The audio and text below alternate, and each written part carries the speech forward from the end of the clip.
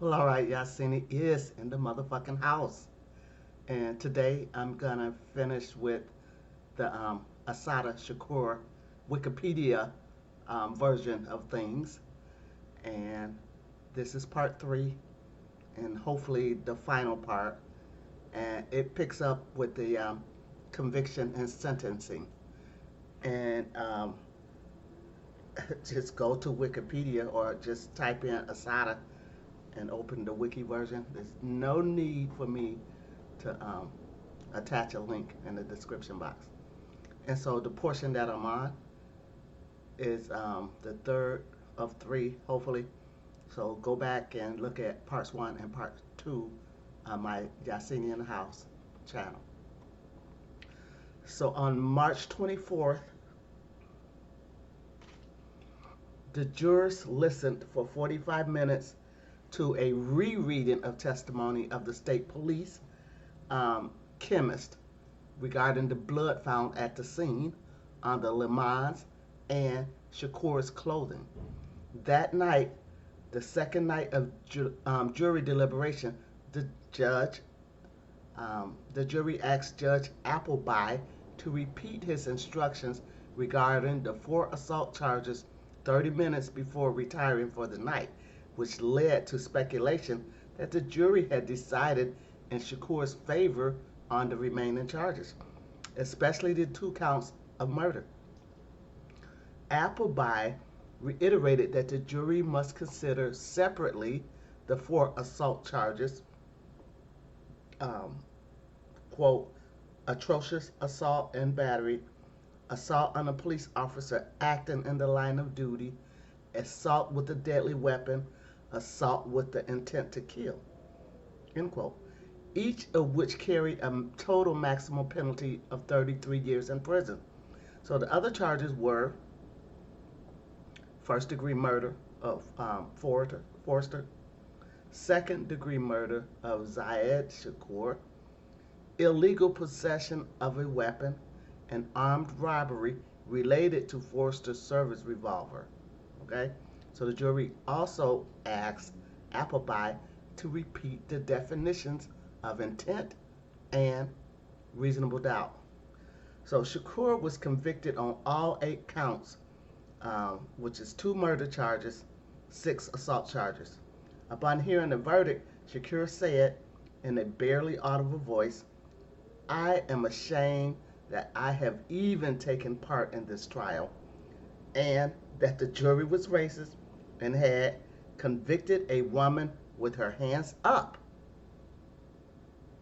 When Judge Appleby told the court attendants to, quote, remove the prisoner, end quote, Shakur herself replied, "The prisoner will walk away on her own feet."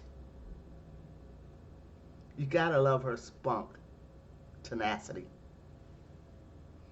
So after Joseph W. Lewis, which was the jury foreman, read the verdict, Counselor asked that the jury be removed before alleging that one juror had violated the sequestration order.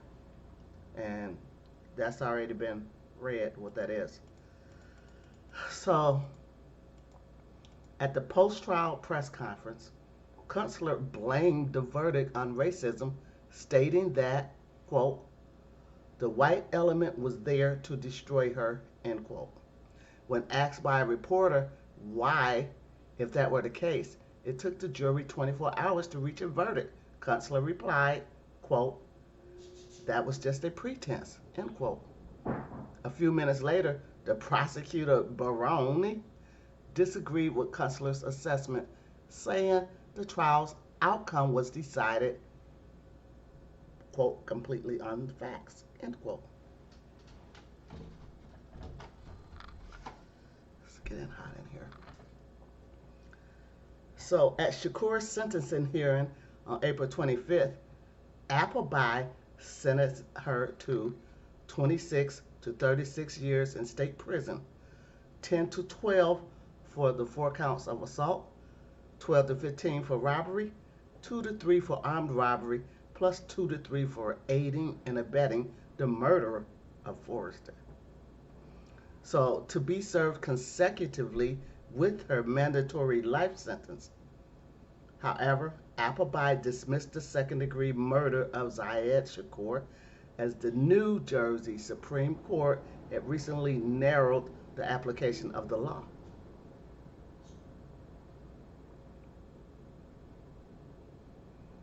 Yeah, I just had a whirlwind of thoughts with that on the New Jersey Supreme Court had recently narrowed the application of law. This is what they do. They make shit up as they go along.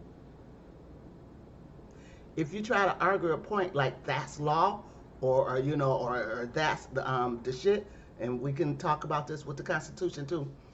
It's subject to change any fucking time. A law could have been added last year or an amendment made without you even knowing about it because you don't follow that kind of shit. You're distracted from learning their system inside and out, and so you can learn how to best maneuver your way around their bullshit. And there's going to be bullshit. So, they've restructured the law at this point. So, where am I? So, Appleby finally sentenced Shakur to 30 days in the Middlesex County workhouse for contempt of court, concurrent with the other sentences for refusing to rise when he entered the courtroom. You can see this is all attitude on her part, like, ain't standing up for your ass. So anyway, to become eligible for parole, Shakur would have had to serve a minimum of 25 years, which would have included her 4 years in custody during the trials. So here's the Nelson murder dismissal. In October of 1977, New York State Superior Court Justice Tom Starkey dismissed murder and robbery charges against Shakur related to the death of Richard Nelson during a holdup of a Brooklyn social club on December 28th in 1972. So ruling that the state had delayed too long in bringing her to trial. So Judge Starkey said, quote, people have constitutional rights and you can't shuffle them around, end quote. Yeah, really? I just said that you can, and you do, all the hell fuck time. So the case was delayed in being brought to trial as a result of an agreement between the governors of New York and New Jersey as to the priority of the various charges against Shakur. 3 other defendants were indicted in relation to the same holdup. That was Melvin Kearney, who died in 1976 from an 8th floor fall while trying to escape from the Brooklyn House of Detention. Trymone Myers, who was killed by police while a fugitive, and Andrew Jackson, the charges against whom were dismissed when 2 prosecution witnesses could not identify him in a lineup.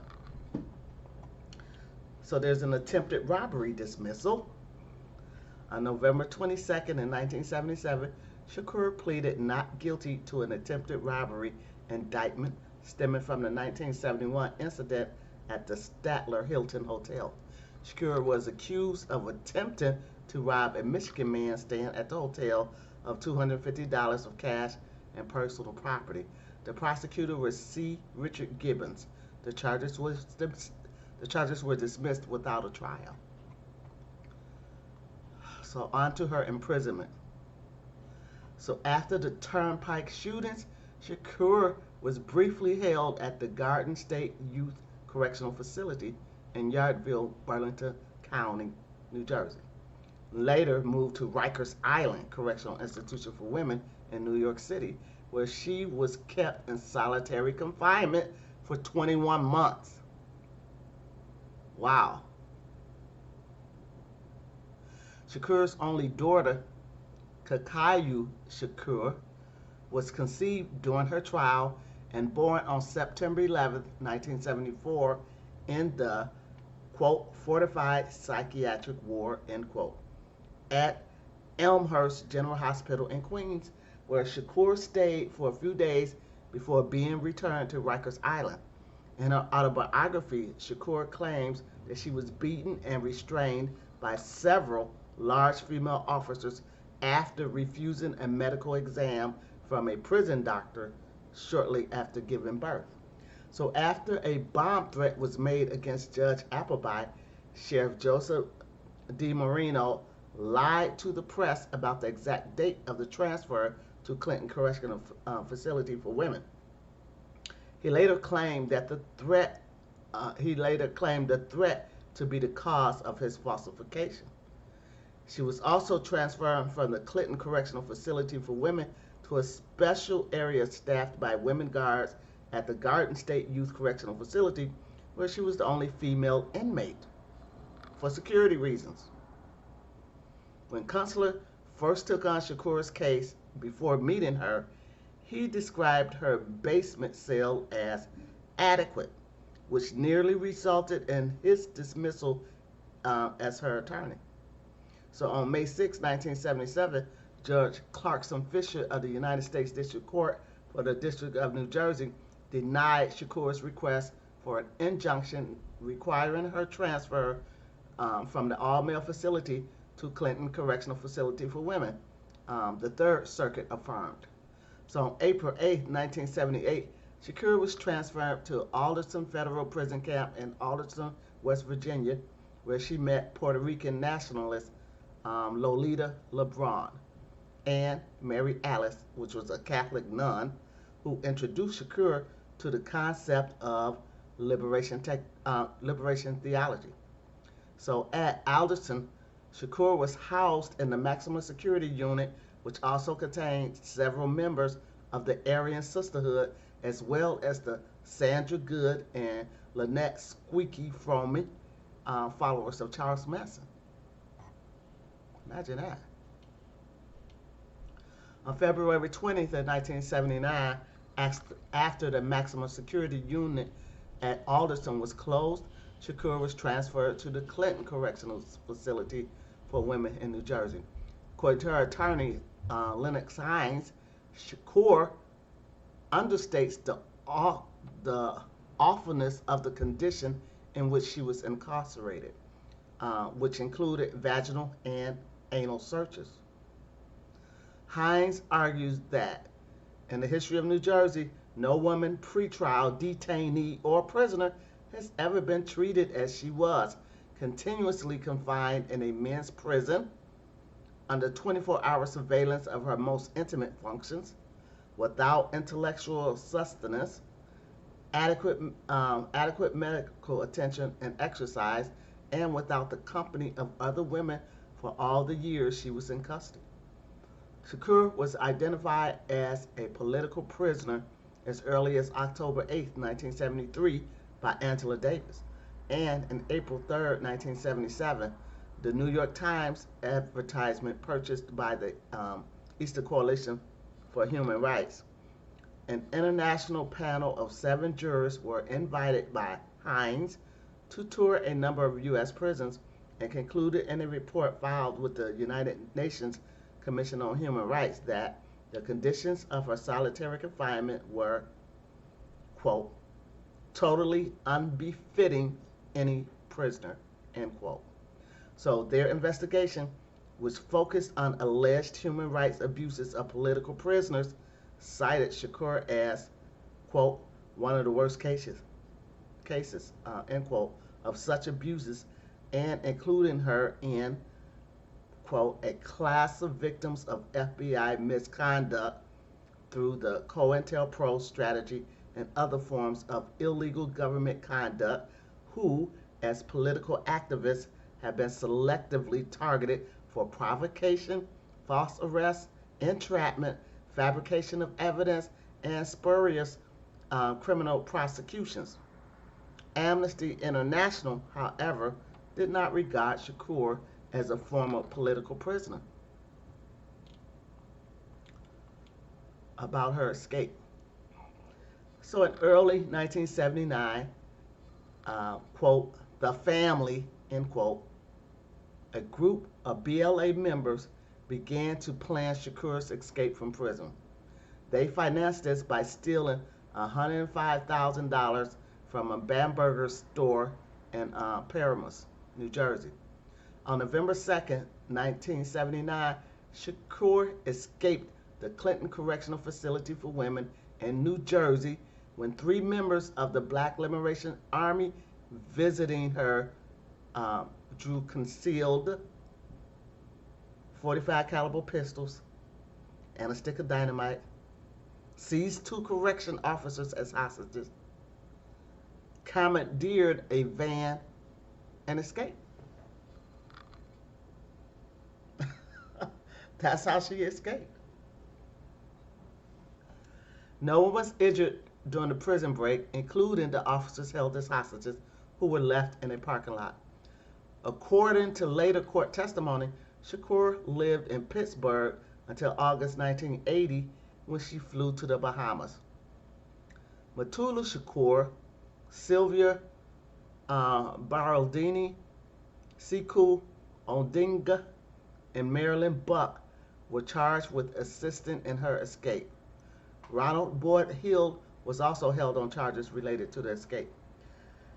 In part for his role in the event, Matulu was named on July 23, 1982 as the 380th addition to the FBI's 10 Most Wanted Fugitives list, where he remained for the next 4 years until his capture in 1986.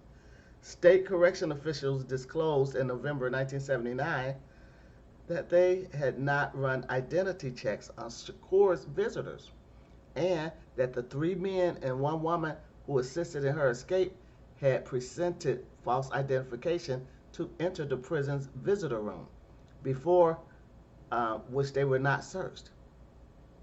Matula Shakur and Marilyn Buck were convicted in 1988 of several robberies as well as the prison escape. So at the time of the escape, Consular had just started to prepare her appeal. After her escape, Shakur lived as a fugitive for several years. The FBI circulated wanted posters throughout the New York, New Jersey area. Her supporters hung, quote, Assata Shakur is welcome here, end quote, posters in response. So in New York, 3 days after her escape, more than 5,000 demonstrators organized by the National Black Human Rights Coalition carried signs with the same slogan. So at the rally, a statement from Shakur was circulated condemning U.S. prison conditions and calling for an independent, quote, new African, end quote, state. So for years, Shakur's escaped the movements, activities, and phone calls of her friends and relatives, including her daughter walking to school in Upper Manhattan. They were monitored by investigators in an attempt to ascertain her whereabouts. In July 1980, FBI Director William Webster said that the search for Shakur had been frustrated by residents' refusal to cooperate, and a New York Times editorial opened that the department's commitment to, quote, enforce the law with vigor, but also with sensitivity for civil rights and civil liberties, end quote, had been, quote, clouded, end quote, by an, quote, apparently cruel sweep, end quote, through a Harlem building in search for Shakur. So in particular, one pre-drawn April 20th, 1980, pre-dawn that is, there was a raid on 92 Morningside Avenue, during which FBI agents armed with shotguns and machine guns broke down doors and searched through the building for several hours while preventing residents from leaving. It was seen by residents as having, quote, racial overtones, end quote. In October 1980, New Jersey and New York police denied published reports that they had declined to raid a Bedford Stuyvesant, Brooklyn building where Shakur was suspected to be hiding for fear of provoking a racial incident. So since her escape, Shakur has been charged with unlawful flight to avoid imprisonment. Political asylum in Cuba. Shakur was in Cuba by 1984, and that year she was granted political asylum there. The Cuban government paid approximately $13 a day toward her living expenses. In 1985, her daughter, Kakuya, who had been raised by Shakur's mother in New York, came to live with her. In 1987, her presence in Cuba became widely known when she agreed to be interviewed by Newsday. So in an open letter, Shakur has called Cuba, quote, one of the largest, most resistant, and most courageous maroon camps that has ever existed on the face of this planet, end quote.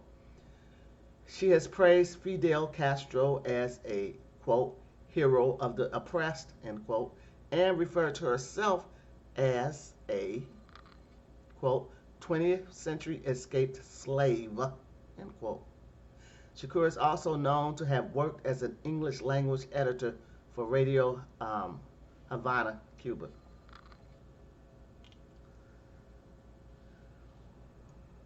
And then I'm going to skip over her book section and go straight to the extradition attempts.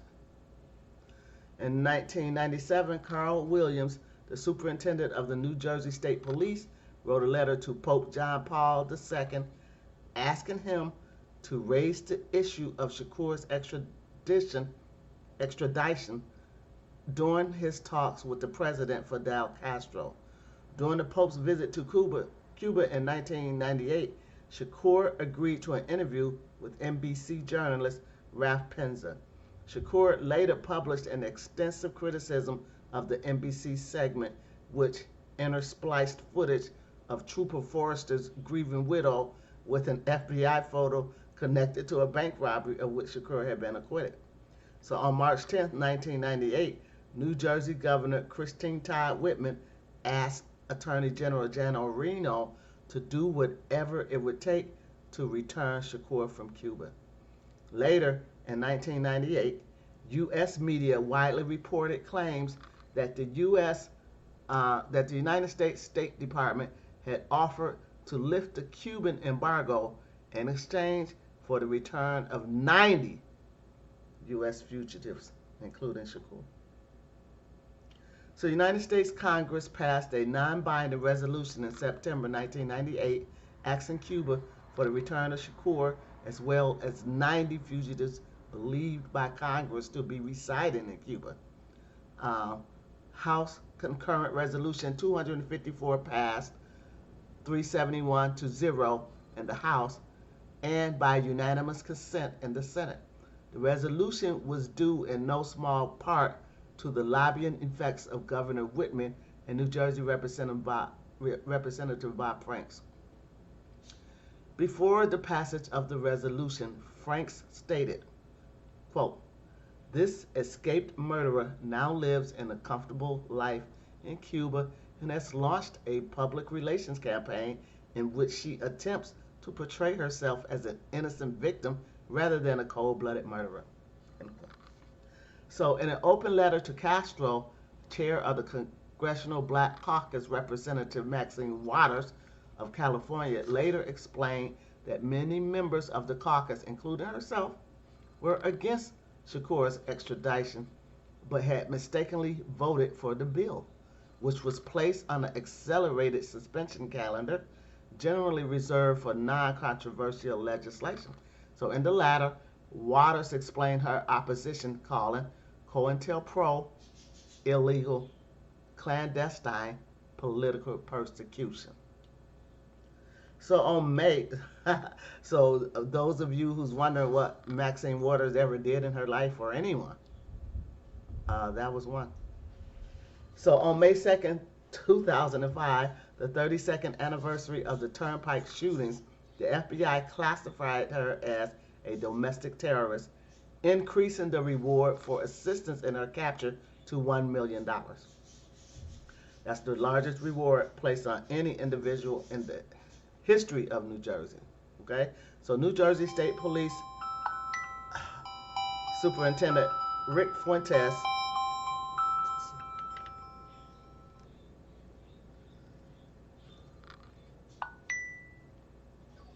sup? Yeah. Man, What up? I don't know. I can't find. I don't know how to look up my own shit that you sent me for Yahsinni University. I sent I'm you a trying link. to send it to me now so I can click on it. Cause I tried to go on my phone and went to Moan trying to find it. I don't know how to look at my own shit. Yeah, I don't know. I don't know. But if you send it now, then I can click on it. I got on chaos. And I told them about getting pictures in it and everything. I said they want this one, not something like it. I said you ain't gonna get one like this. This is original, handmade. It'll be something similar, but it won't be like this. And he was like, I want that one. But this is my favorite one. And then I'm gonna show the women line to his girl. So send me the link so I can pull it up and show them. If they asking how much and everything, all your prices is on there, right? Yeah. Okay, send it to me right now. Sure. All right. Bye. Okay. Oh my goodness.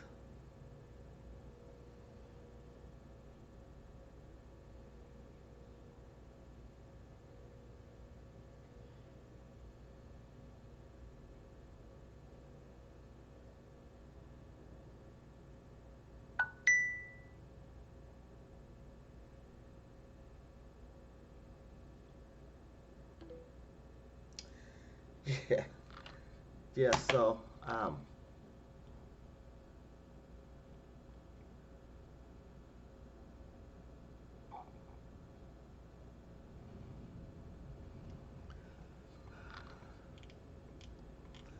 got other shit on my mind.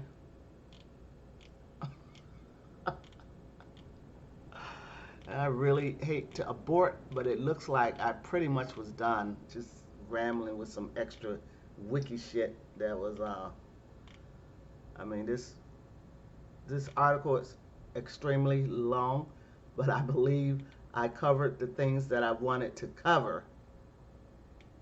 And because I've already been interrupted once, I am going to conclude this video.